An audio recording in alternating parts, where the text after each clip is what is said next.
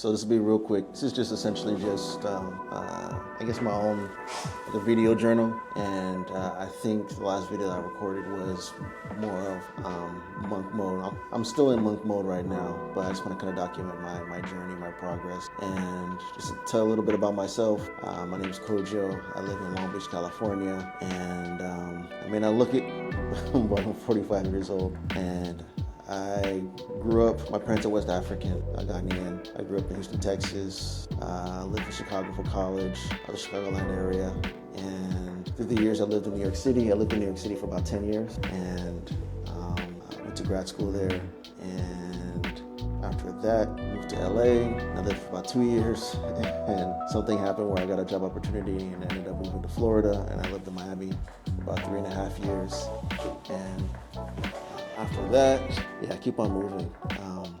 I moved to New Orleans, and I was only there for about 8 months. And I essentially went there to chase a woman to see if we can get a relationship to work. But she was always kind of like, whenever she would go somewhere, I would run there, and then she would leave. And there was a lot of that runner-chaser dynamic, and I ended up even running to LA after New Orleans just to see if something could be there.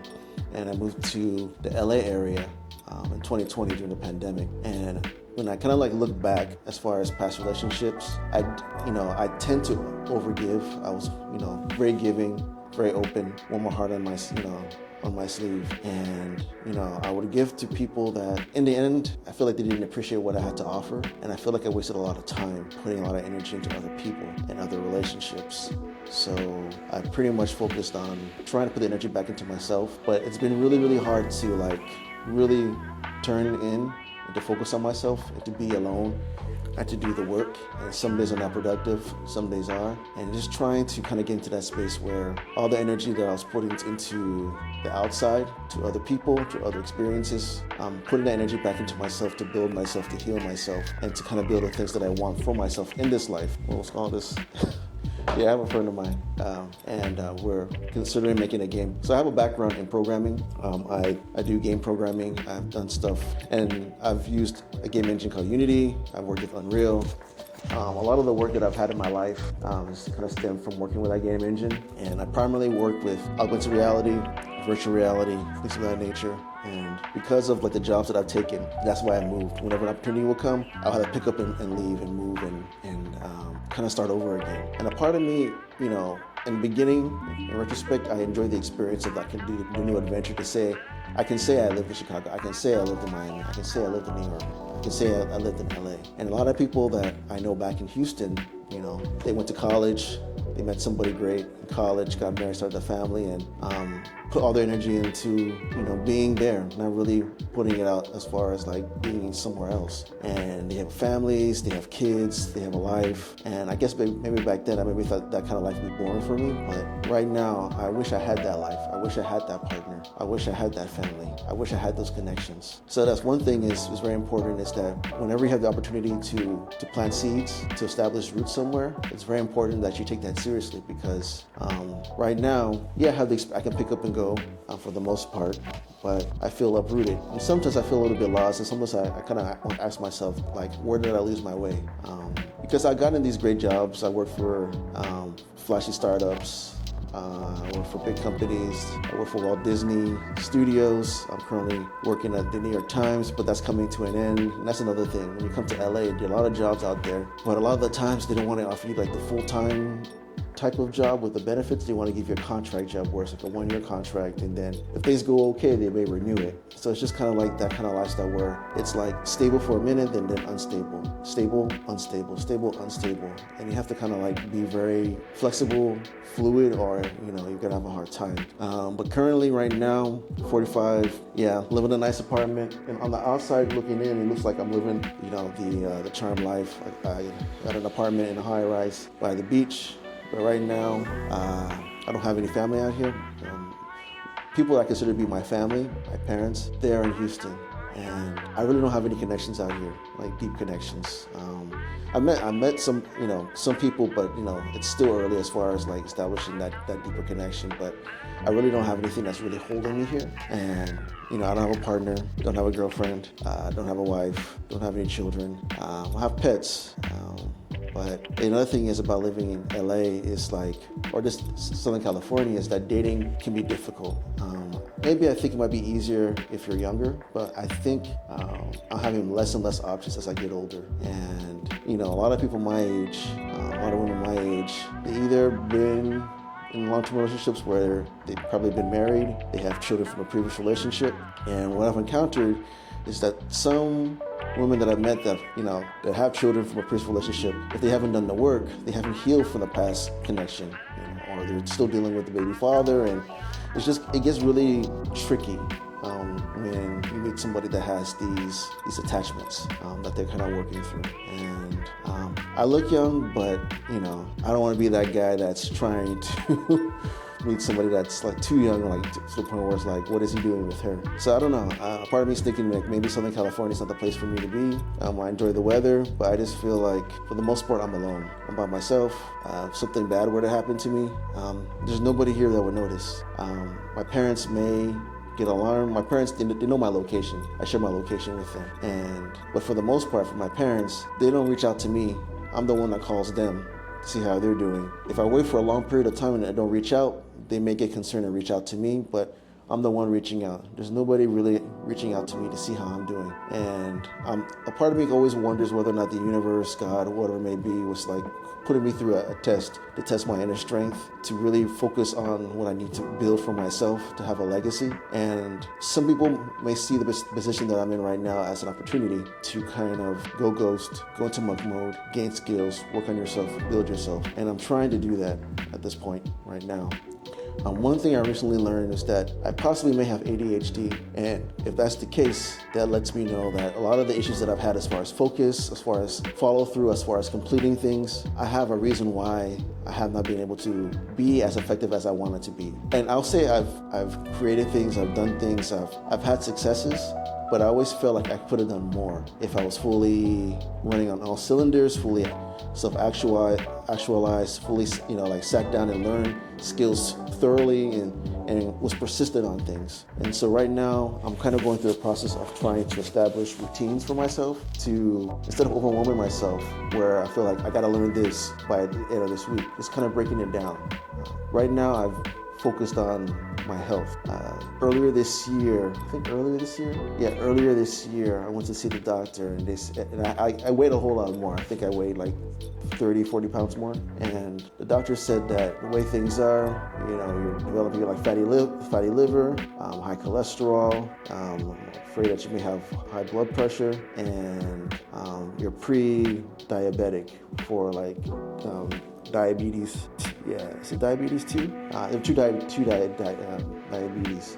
And so that kind of scared me because I was having a lot of other health issues. So I decided to make it a daily practice of walking by the beach every day for 5 miles. And then kind of getting back into boxing. And that's what I've been kind of staying with, that routine. Even no matter how I'm feeling, some days I don't even want to go. Some days I don't even want to do it, but I do it anyway. I'm kind of like trying to take that energy into other things in my life that I know I would like to know, learn, create things with, but then I have to grind in the beginning. I have to be a beginner in order to get to that place that I want to be. And it takes time. And it can be very frustrating when you want to be somewhere now, but it's going to take you weeks, months, years to get to that place. And yeah, I'm by a busy street. And just learning how to persist. And that's the process that I'm in right now. And in the past, I've been in relationships, dating. The last person I did see, she decided to part ways with me because she was afraid of things getting too serious. She had recently been divorced, and she moved on to somebody else.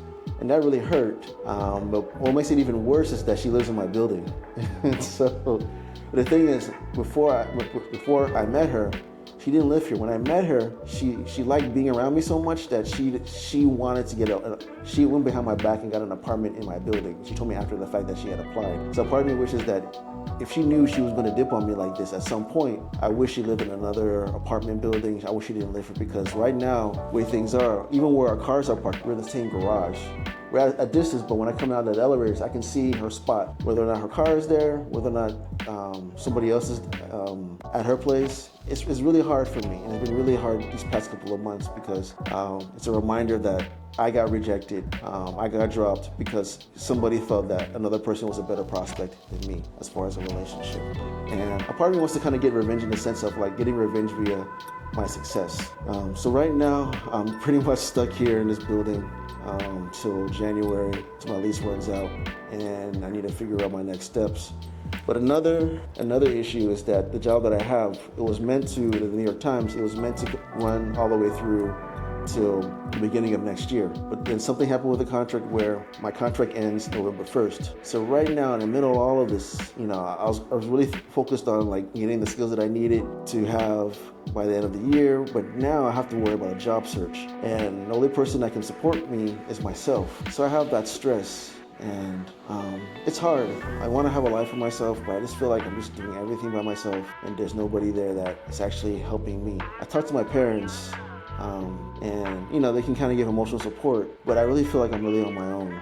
And the people I possibly could reach out to, but then there's some people that feel like they just want me to reach out because they want me to give them attention. And I've kind of reached a point where like I'm not chasing people anymore. I've done it, and then when I chase people, and then people kind of like engage with you once they kind of get your energy, and then once they have once they have what they need from you, they drop you, move on to somebody else. And basically I decided I'd rather not chase anybody out of fear of like loneliness or whatever it may be, and just to protect my own energy. So that's pretty much where I'm at today. I'm trying to get focused. There's some things that I want to really focus on right now, as far as like the friend of mine that I have in the neighborhood. He's an amazing artist, illustrator, writer, and we're thinking about making a role-playing game, Afrocentric role-playing game. But there's a lot of moving parts that go into like producing something that takes time to build. And there's some skills that I do have, but there's some skills that I don't have. So I'm really focused right now on getting those skills, but I can't really focus so much on that game until I find work to keep me going. So, but a part of me is really, really tired of like that same hamster wheel I've been going on. Go work for a company, something happens, get let go, start another job. Go work for a startup, say you're gonna be the next best thing. Things don't work out, you get let go. Work for a big company, you're on contract for 2 years, but after 2 years they don't like to like transition people to a full-time role, so they let you go. And a part of me really just wants to have my own business, my own venture, but I gotta pay my bills. And like, what can I do in essentially 6 weeks? I have to have another job in 6 weeks. And so right now, this is where I'm at right now. I'm just figuring it out and just telling you about my journey as I try to kind of have balance. And right now, I'm just focused on reading, getting the skills, focusing on myself, my health, and just trying to find my way. I'm reading this book this week, Deep Work. I've had it before, but I'm kind of rereading it. And there's another book that I have. It's not here, but it's called Hidden Potential. So I'm trying to like make myself better, but sometimes I wonder like I'm making myself better, but for who? For myself? But then I don't know. So there's a lot on my mind, but it's pretty much where I'm at in this day and time in 2024. And today's date is September 15th. Yeah, the middle of September. So I'll come back next week, let you know about my progress.